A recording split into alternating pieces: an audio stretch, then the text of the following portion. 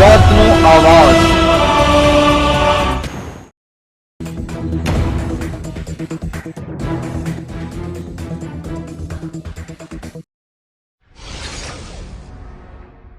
રાજકોટ જિલ્લાના ધોરાજીમાં બેટી બચાવો બેટી પઢાઓ અંતર્ગત મહિલાઓને કીટનું વિતરણ કરવામાં આવ્યું।